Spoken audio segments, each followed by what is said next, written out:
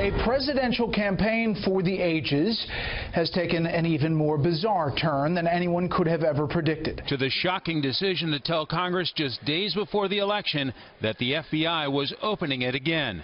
After a Trump victory, questions continue to swirl about ties between the campaign and Russia, with the Director of National Intelligence releasing a report that concluded hacking had taken place, quote, to help President-elect Trump's election chances.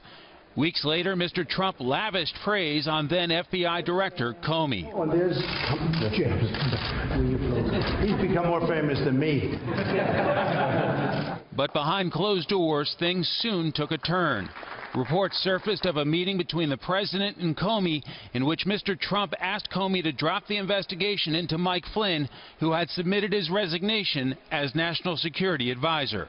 A Comey-written memo of the encounter recalled the president telling him, quote, I hope you can see your way clear to letting this go, to letting Flynn go. He's a good guy. I hope you can let this go. In March testimony, Comey confirmed that the FBI was investigating the Russian government's efforts to interfere in the 2016 election. That includes investigating the nature of any links between individuals associated with the Trump campaign and the Russian government, and whether there was any coordination between the campaign and Russia's efforts.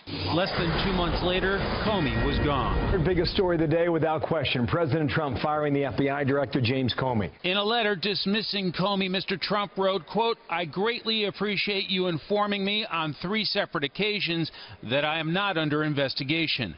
The very next day, the president met with Russian Foreign Minister Sergei Lavrov and Russian Ambassador Sergei Kislyak at the White House. And in an interview with NBC News, defended his decision to fire Comey, calling links between his team and Russia a made-up story. Did anyone from the White House ask him to end the investigation? No, why would we do that? Any surrogates on behalf of the White House? Not that I know of. Look, I want to find out if there was a problem with an election having to do with Russia, or, by the way, anybody else, any other country. The president then took to Twitter, ramping up his rhetoric, writing, James Comey better hope that there are no tapes of our conversations before he starts leaking to the press.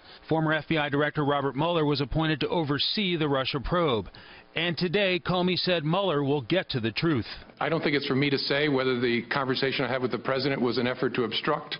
I took it as a very disturbing thing, very concerning, but that's a conclusion I'm sure the special counsel will work towards to try and understand what the intention was there and whether that's an offense.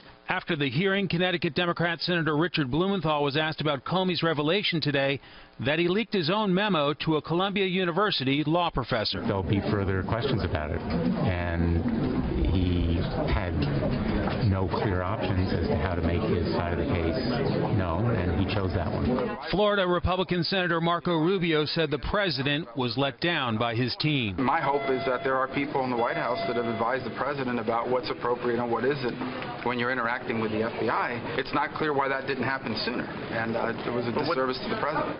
Some have suggested if Director Comey was so troubled by his interactions with the president, it's puzzling why he didn't resign before he was fired. Brett? Mike, thank you.